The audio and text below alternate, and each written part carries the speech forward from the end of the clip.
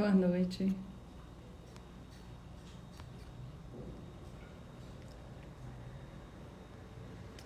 Boa noite.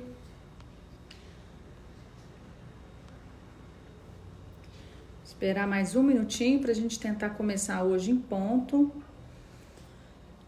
Hoje a live vai ser talvez um pouco menor, mas não menos importante.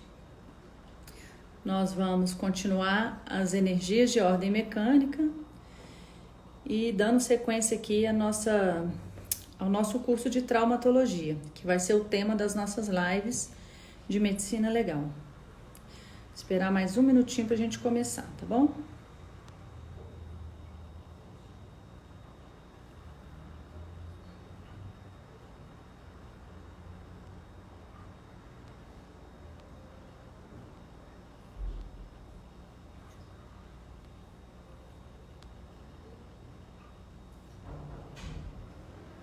Um minutinho, nós já vamos começar.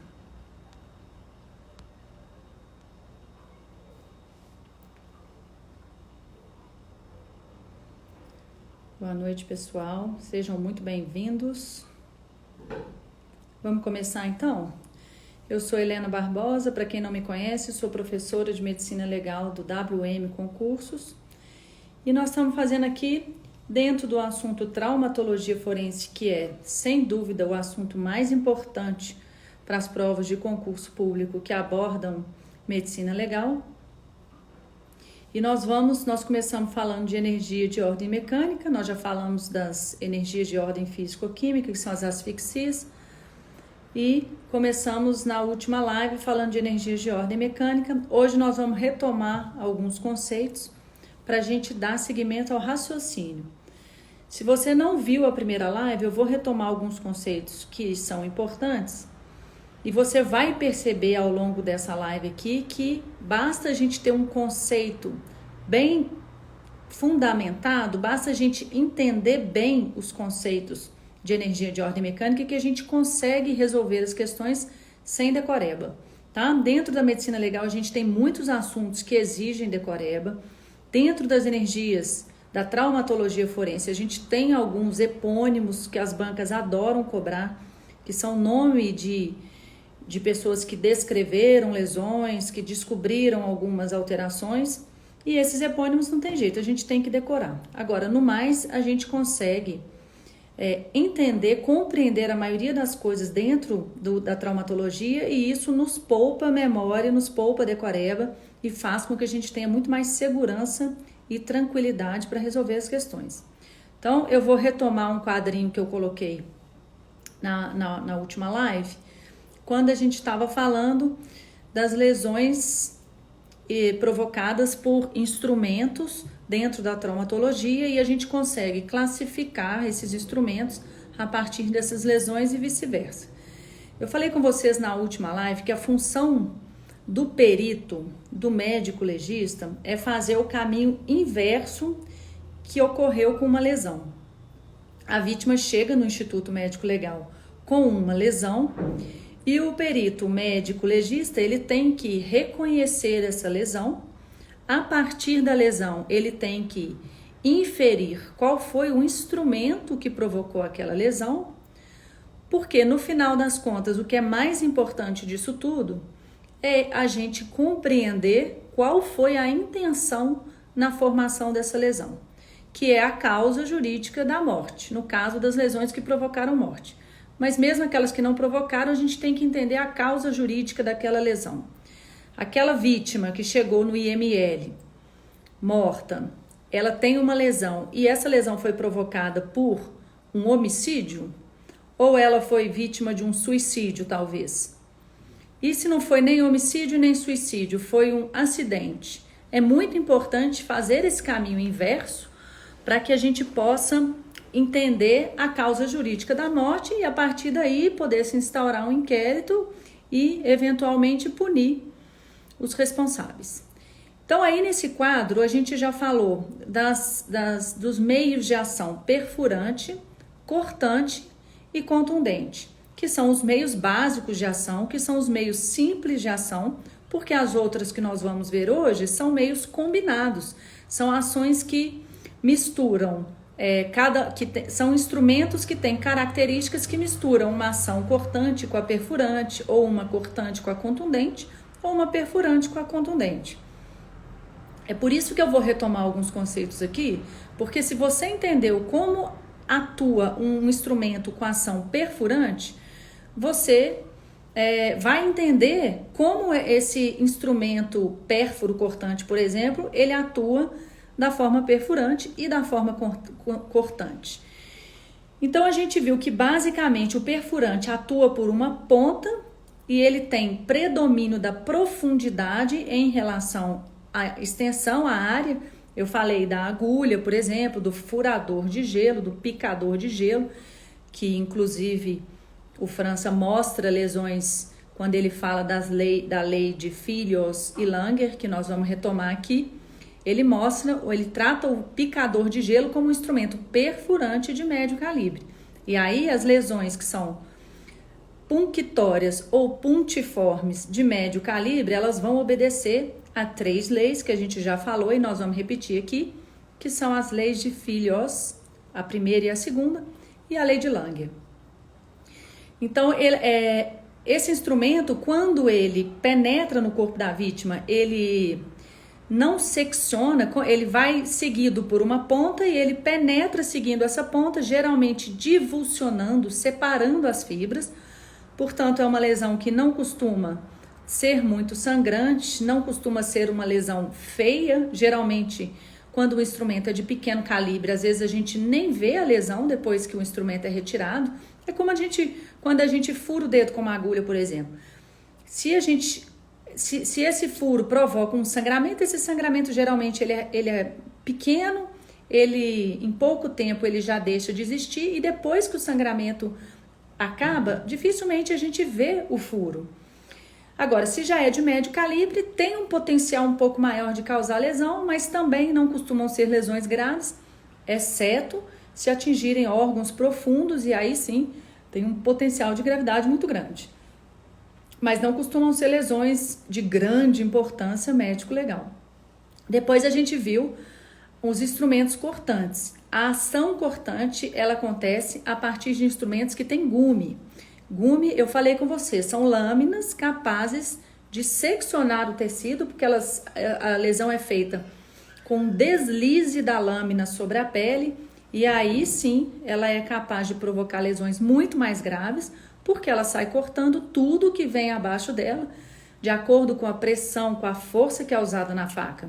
Ela pode ser um corte profundo e aí vai cortar todos os vasos que estão aí no caminho, vai cortar nervos, vai cortar músculo, e essa sim é uma lesão muito sangrante, é uma lesão com potencial muito mais grave.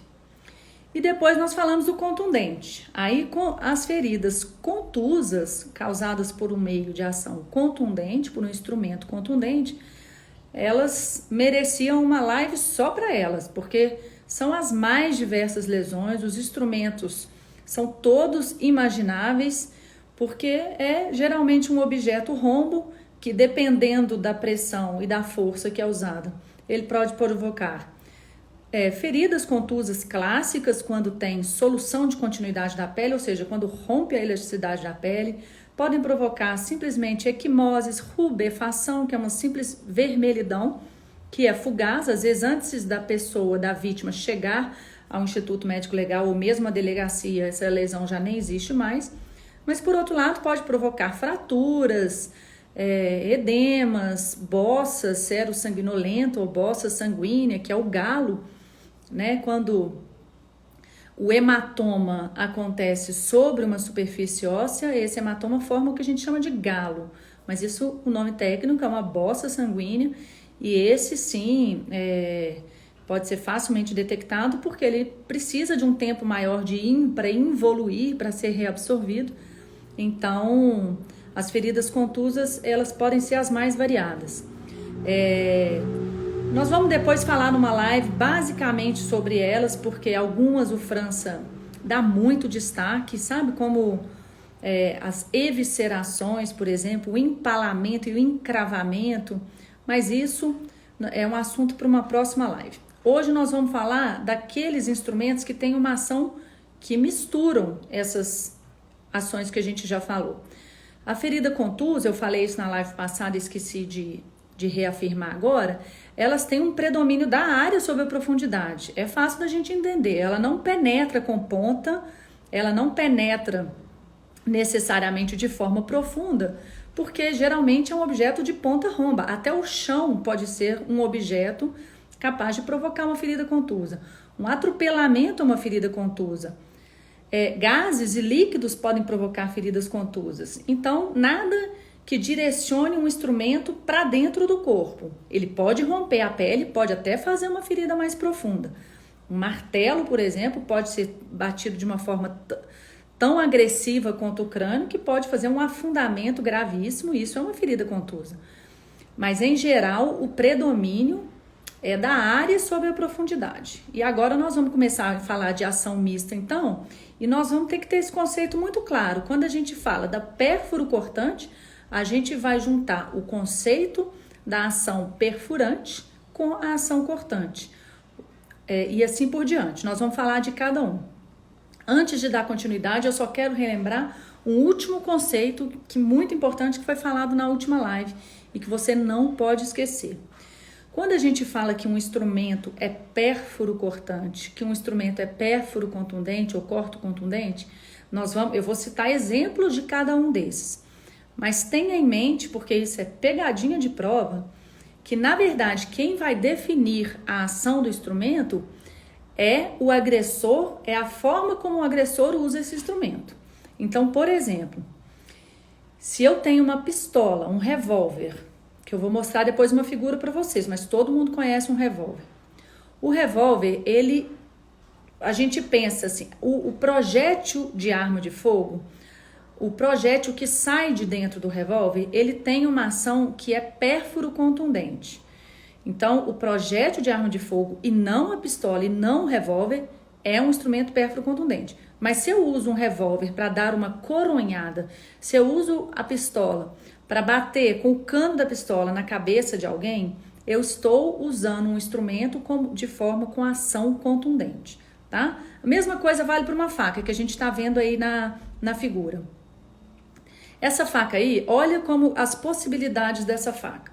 A gente está vendo ali que ela tem um gume, tem uma parte da faca que é uma lâmina, que é bem afiada.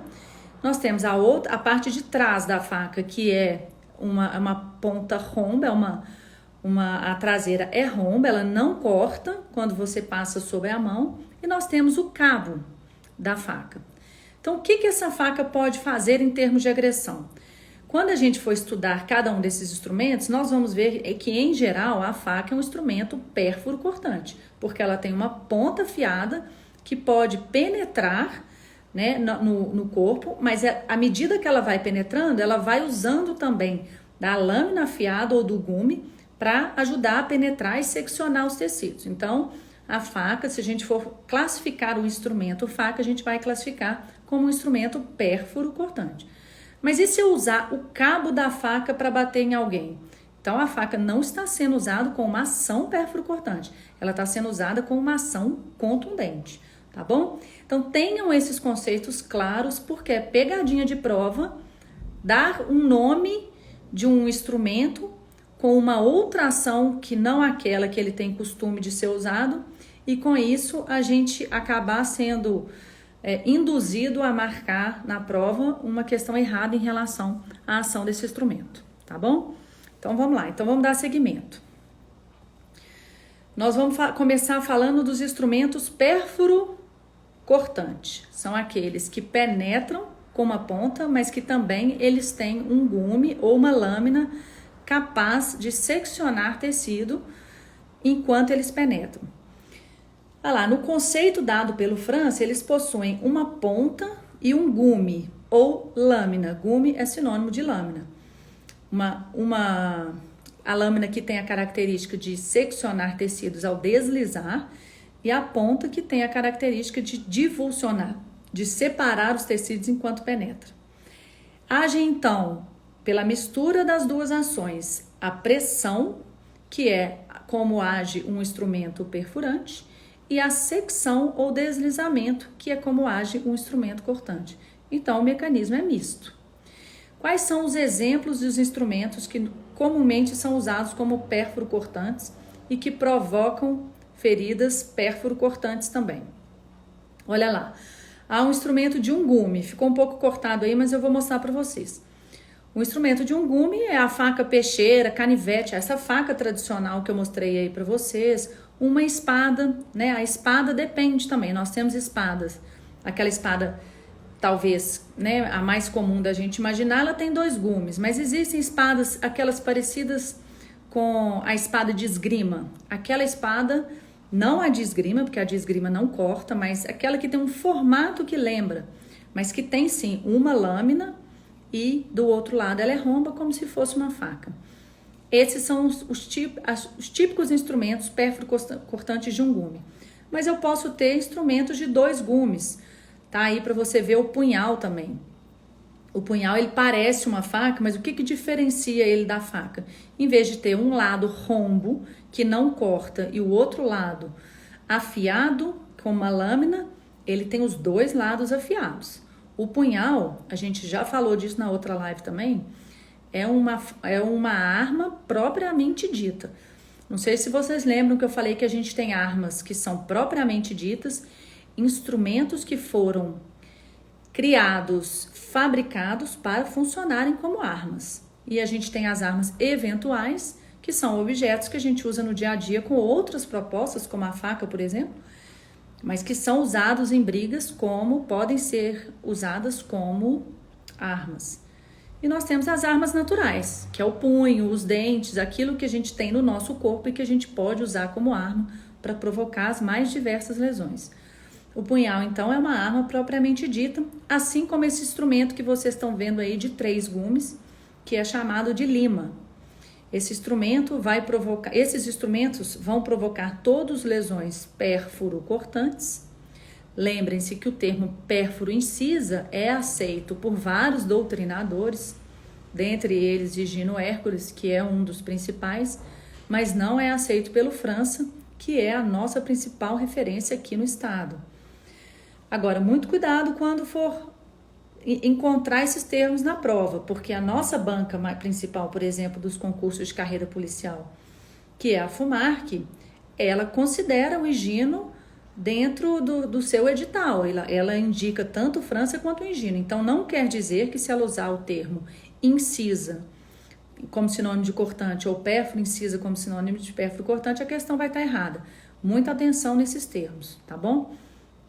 Então, esses instrumentos aí, todos vão provocar feridas pérfuro-cortantes, mas cada um vai provocar uma ferida com uma característica diferente, dependendo do número de gumes que a gente encontrar.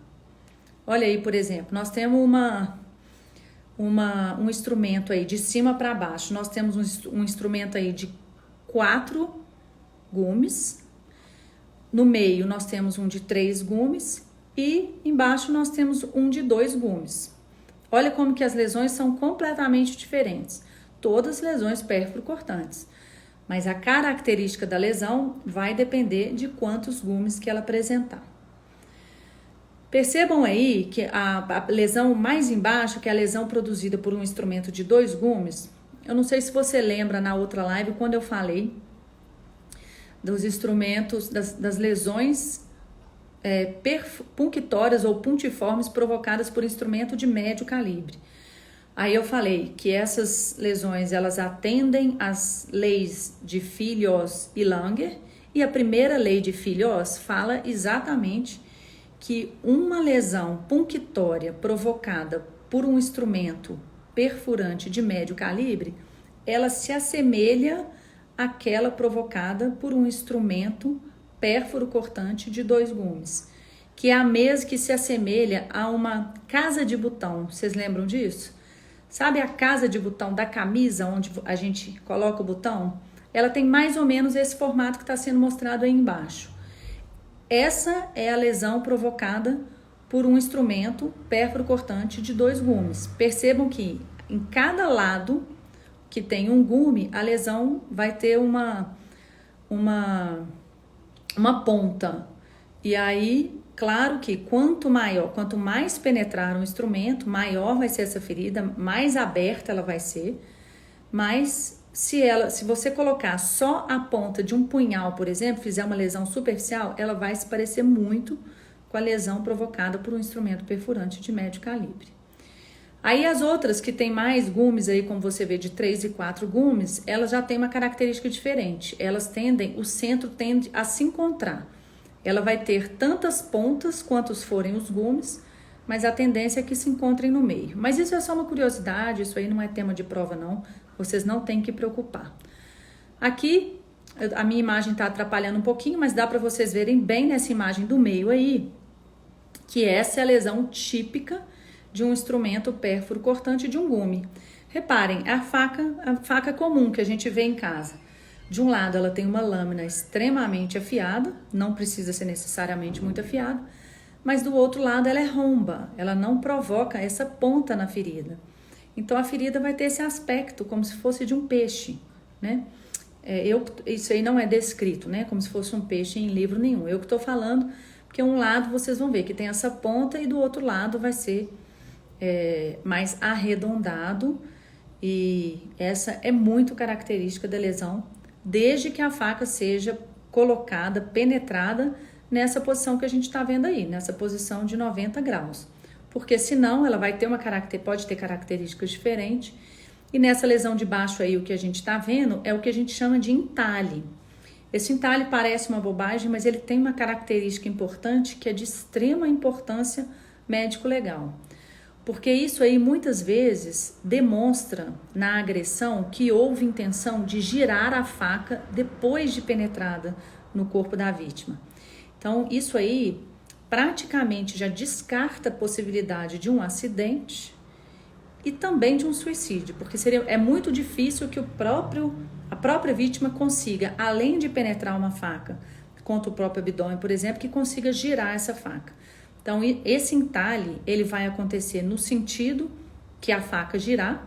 Então, aí, por exemplo, ela pode ter girado no sentido horário e vai reforçar muito a hipótese de uma tentativa de homicídio ou pelo menos de uma agressão que mereça ser investigada, né? Então, essa aí é a lesão pérfuro cortante. E tem mais uma coisa importante que a gente tem que falar esse tipo de lesão, que são as chamadas lesão de defesa. Vou colocar um exemplo aqui para vocês verem. É muito comum, não precisa ser necessariamente no estudo das lesões pérfuro-cortantes, mas é muito comum essas lesões que vocês estão vendo aí que aconteceram no braço. Isso é de extrema importância médico-legal, pelo mesmo motivo, que isso vai interferir muito na avaliação da causa jurídica dessa agressão. Porque as lesões de defesa são aquelas lesões que acontecem em regiões do corpo que são usadas como escudo.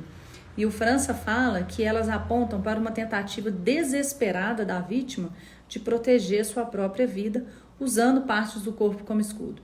Então aqui no caso, por exemplo, a gente vê provavelmente esse tipo de movimento tentando evitar lesões pérfuro-cortantes no rosto, no tórax e em regiões mais nobres, mas elas podem acontecer na palma da mão quando a vítima faz isso, e às vezes, se a vítima estiver caída no chão, pode acontecer até na sola do pé.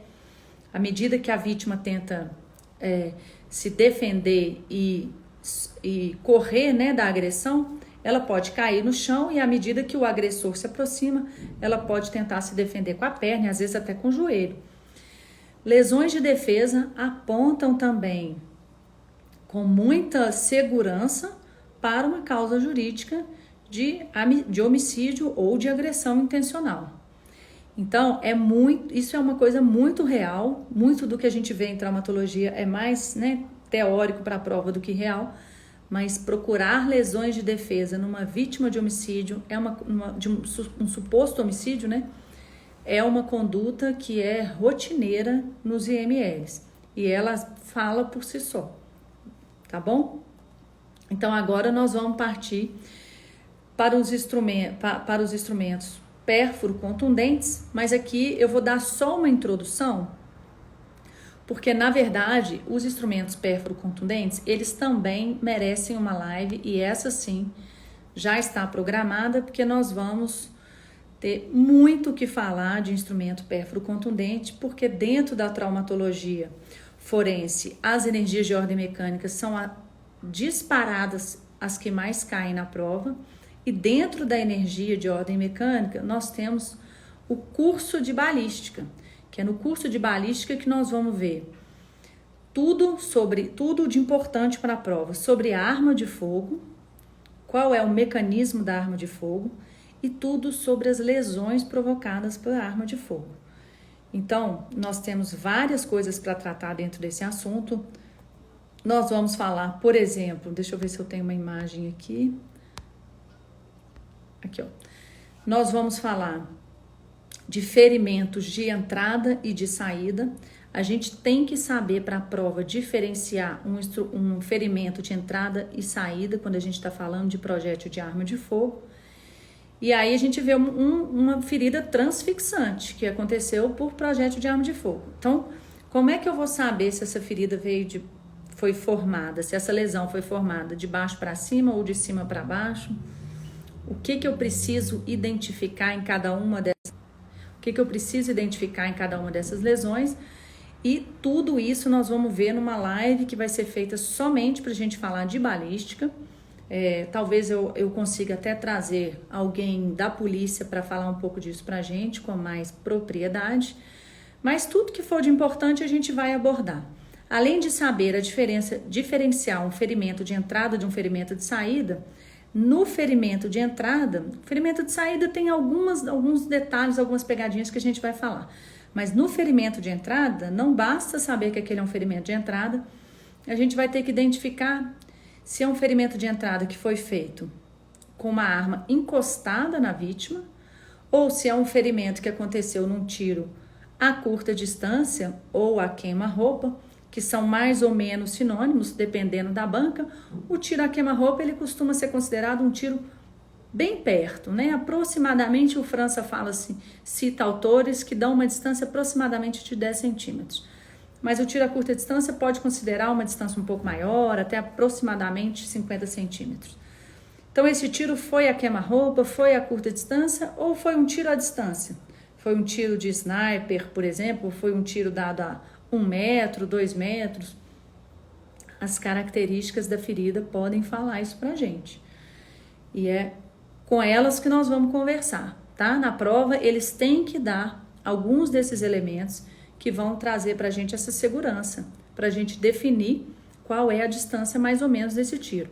Não tem jeito de eu falar só de olhar a ferida, a distância em que esse tiro foi, a distância exata em que esse tiro foi disparado. Mas eu posso classificar dentro dessas categorias que eu falei. Foi um tiro encostado, foi um tiro a curta distância ou foi um tiro a longa distância? Por que eu posso falar isso com alguma segurança? Estou dando só uma introdução hoje porque nós vamos ter uma live para falar só disso.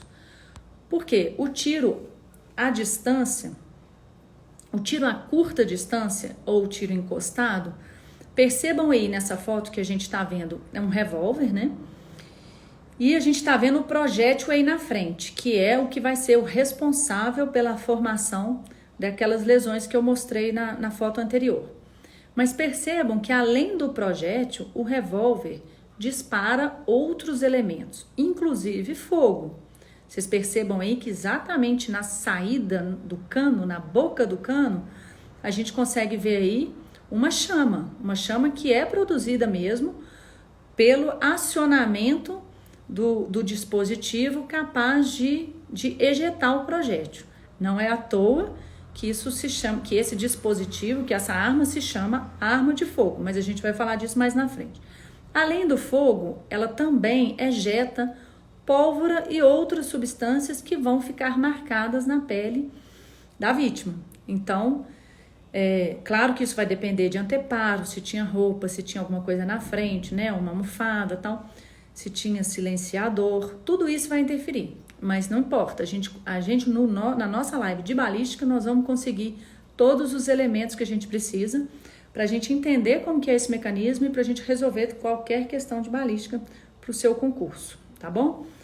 Então, Além de falar dos efeitos primários, que são aqueles causados pelo projétil, e dos efeitos secundários, que são os causados por esses outros elementos que saem do cano da arma, nós vamos falar também de trajeto e trajetória, que são coisas bem simples, mas que, acreditem se quiser, são tema de pegadinha de prova, mas a gente vai definir isso bem na próxima live, já adiantando para vocês que a trajetória se refere ao caminho percorrido pelo projétil fora do corpo da vítima e o trajeto é o caminho percorrido pelo projétil dentro do corpo da vítima, tá bom? Então, dito isso, nós vamos para nosso último item aqui, que é falar dos instrumentos corto-contundentes e das feridas corto-contusas. Essas sim são de extrema gravidade. Vou colocar para vocês aqui exemplos, tanto das feridas quanto dos instrumentos. Olha lá, instrumentos de ação corto-contundente. Só de bater o olho, você já imagina que não vai ter uma feridinha boba da gente tratar e que geralmente a causa, quando essas armas eventuais ou até a arma propriamente dita são usadas, elas não vão ser usadas com pouca agressividade e elas provavelmente vão ser causa de homicídio. A causa jurídica delas, provavelmente, as mais comuns vão ser homicídio mesmo, tá? O instrumento corto-contundente, então, ele possui um gume, mas esse gume geralmente ele não é tão afiado quanto um gume de uma faca ou de um objeto que seja cortante. Mas ele tem um gume que é quem vai direcionar a ação do objeto. Então, o gume ele é mais ou menos afiado, mas quem vai definir a gravidade da lesão, quem vai definir de fato a lesão corto-contundente é a ação contundente do objeto, que pode acontecer pelo próprio peso do objeto ou pode acontecer pela força de quem maneja esse objeto. Então, ela age por deslizamento, que é seguido pelo gume do objeto, mas também e principalmente pela pressão e pela percussão, né? Então, olha aí para você ver esses objetos. Nós temos um machado, uma foice e uma guilhotina, né? Guilhotina, hoje quando a gente fala de guilhotina, a gente pensa naquele dispositivo que a gente usa para cortar folhas de papel, né? Nas papelarias, quando a gente quer cortar várias folhas ao mesmo tempo, a gente usa um objeto que a gente tem uma lâmina que é pesado e que a gente faz a força suficiente para cortar o rolo, né? Aquela quantidade de papel. Mas essa guilhotina aí, que é uma arma até mais medieval, foi usada durante muito tempo. E aí vocês veem, conseguem entender aí olhando, né, que o pescoço da vítima ficava preso ali entre aqueles dois pedaços de madeira, que é uma lâmina pesadíssima e muitas vezes muito bem afiada, mas não é pela característica cortante, mas sim pelo peso com que essa guilhotina descia, que ela era capaz de decapitar a vítima. Então, a decapitação, que a gente já até falou na outra live, ela pode ocorrer por essa ação aí da guilhotina. Outros exemplos desses instrumentos, além da foice que está sendo mostrada aí, é o facão, que todo mundo conhece também. Quanto menos afiado o facão, mais força você tem que fazer para conseguir cortar o que você quer. O machado que está representado aí, a serra elétrica pode ser considerada também corto-contundente. Uma tesoura, dependendo de como ela é usada, ela vai ser também corto-contundente. A roda de trem, que a gente falou na última live sobre as causas jurídicas também das lesões ferroviárias, né? Que pode ser acidente, se tiver principalmente a lesão nas pernas, ou suicídio se tiver na altura do pescoço, mas que é muito usado também para dissimular um acidente. Quando vítimas de homicídio, quando a pessoa quer dissimular a vítima de um homicídio, quer fingir que foi um acidente ou um suicídio, ele, depois de provocar o agressor, depois de provocar o homicídio, ele leva o corpo até um trilho de trem e deixa lá para o trem passar em cima e dissimular. Mas isso para a medicina legal já não é um desafio tão grande, porque a gente consegue, quanto mais tempo depois da morte esse corpo for colocado lá, é possível, sem grande dificuldade, ver se houve reação vital nas partes que que a gente consegue analisar. Então, se tem uma ferida, uma perna que foi cortada pelo trilho de um trem, pela roda de um trem, e nessa perna não existe reação vital, né? A gente não consegue ver um processo de reação vital ali próximo da lesão, é possível inferir que aquele corpo já estava morto quando ele foi cortado. Então, a roda de trem também pode ser considerado um instrumento corto-contundente. E nós temos também as unhas, que também vai depender, né, do quanto elas penetrarem, do quanto elas cortarem. E os dentes, que são muito queridinhos de prova também, as lesões corto-contusas provocadas por mordida ou por dentada, seja de bicho ou de animal. Então, nós vamos só falar um pouquinho mais delas antes da gente terminar. Vou mostrar umas lesões para vocês. Olha lá, a gravidade da lesão corto-contusa. Para diferenciar para vocês da lesão contusa, percebam que a lesão de baixo é uma lesão contusa grave, que levou o indivíduo, dentre outras coisas, também levou o indivíduo à morte. Mas percebam que a lesão contusa, ela normalmente é um pouco mais superficial, ela tem o que eles chamam de pontes de tecido íntegro. Eu vou mostrar até essa foto aqui para vocês sozinha, não é muito bonita de ver não, mas é para a gente visualizar aquilo que cai na prova. Percebam que essa ferida não tem o alinhamento, ela não foi feita por um objeto que tenha um gume, que foi responsável por dar segmento ao instrumento na hora que ele vai penetrar. Ela é feita de uma forma mais violenta, mais feia, mas percebam que lá no fundo da lesão a gente consegue ver algumas coisas se conectando um lado com o outro. Em alguns lugares ela é mais profunda, em outros ela é mais rasa, e tem essas conexões que a gente vê entre um lado e outro da ferida, são os que a gente chama de pontes de tecido íntegro. A ferida corto-contusa, ela é uma ferida mais violenta, ela é feita com muita força, e até onde o instrumento aprofunda, ela não consegue deixar nenhuma ponte de tecido íntegro. Ela corta tudo, ela secciona tudo. E aí vocês podem ver, no caso dessa ferida que foi dado, né, que uma vítima que não foi a óbito, então foi atendida e foi suturada no local da ferida. Percebam que a ferida, ela não tem uma regularidade, porque não tinha um gume afiado coordenando assim a direção da lesão, e ela é uma lesão machucada, mesmo quando é capaz de suturar, quando é possível de sutura, ela é feia, ela é machucada, ela é toda roxa, toda vermelha. Então, isso diferencia da ferida cortante e diferencia também da ferida contusa, tá bom? Então, falando um pouquinho só da dentada agora, da mordedura ou da dentada, aí tá um pouquinho, cortou um pouquinho também, mas é só para vocês verem um caso clássico aí que a gente conhece, que a mordedura ou a dentada, ela é classificada em algumas categorias, que vai desde uma mordedura ou uma dentada mais leve até uma bem mais profunda. São 4 classes de dentada, nós vamos falar um pouco mais disso. Mas perceba que essa mordida, percebam naquela figura ali de cima que mostra só a arcada dentária, os dentes, principalmente os incisivos centrais de cima e de baixo. Geralmente, os dentes de baixo costumam marcar mais a pele e vai até os caninos, mas os incisivos são responsáveis mais pela parte cortante e os caninos um pouco mais contundentes, vamos falar assim. Mas, de qualquer forma, o mecanismo é pressão e secção do mesmo jeito.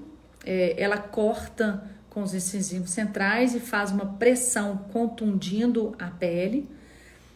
Uma dentada, essa marca de dentada, ela pode ser pesquisada na pele, se a vítima chegar assim ao IML ou ao posto médico, mas ela pode também ser pesquisada em frutas ou em objetos.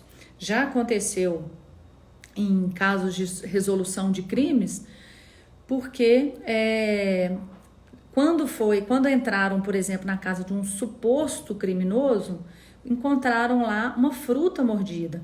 E aí, pela fruta, foi capaz de determinar que a mordida da vítima tinha as mesmas características da mordida da fruta. Então, isso é possível, isso realmente acontece. E essa análise é de extrema importância para a medicina legal. Então, a mordida pouco violenta, ela vai se apresentar como uma escoriação ou por moças, assim, como se fossem pequenos buracos, como a gente viu ali, que são superficiais.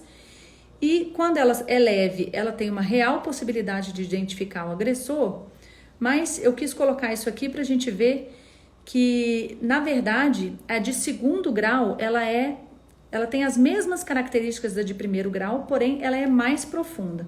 E é a dentada, ou a mordedura de segundo grau, que é quem melhor se presta à identificação do agressor. Porque é uma dentada, vai deixar marcas mais profundas e por isso mais perenes, né? Ela vai durar um pouco mais do que a de primeiro grau, que às vezes, dependendo do tempo, para a vítima procurar ajuda, procurar um médico, tudo, ela já vai estar muito superficial, às vezes vai ter até sumido. As de terceiro grau, elas já são feridas que comprometem não só a pele, mas tecido subcutâneo e músculo, muitas vezes. Então, elas deixam uma ferida bem feia e, portanto, já difícil de identificar o agressor. E a de terceiro grau, a de quarto grau, ela, além de todas as lesões de músculo, de subcutâneo, de pele que ocorrem na de terceiro grau, ela também provoca avulsão de tecido. E é o que aconteceu aí nessa foto, na mordida do Mike Tyson no Evander Holyfield, quando ele mordeu a orelha do Holyfield e conseguiu arrancar literalmente um pedaço da orelha.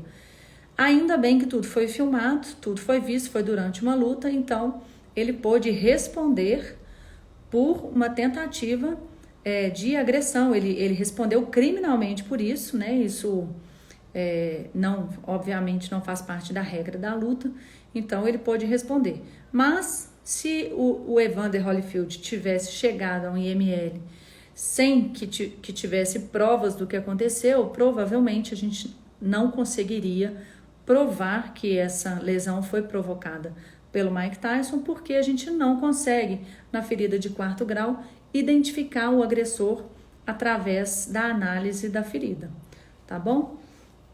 Gente, então é isso que eu queria falar com vocês para a gente terminar essa parte da traumatologia, que são as lesões de ordem mecânica. Eu ainda vou ficar devendo a live da balística para a gente entender todo o mecanismo, para a gente conseguir resolver todas as questões de prova, tá?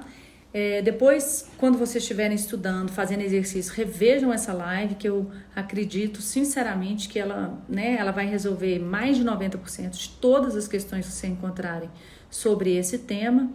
E a primeira live também de energia de ordem mecânica, exceto pela parte da ferida contusa, que eu falei que merece também uma atenção especial, e isso está sendo dado lá nas aulas.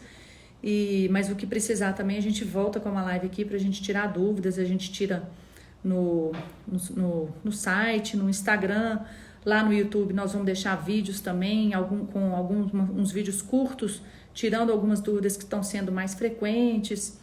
Enfim, Aisla, vai ficar gravada aí, não tem problema, depois vocês veem com calma. E eu estou à disposição para a gente ir tirando dúvida e para a gente comentar quando e como vai ser a próxima live. Tá bom, pessoal? Obrigada demais pela presença aí. E confiem no WM, porque o nosso objetivo aqui é a sua aprovação. Tá bom? Até mais.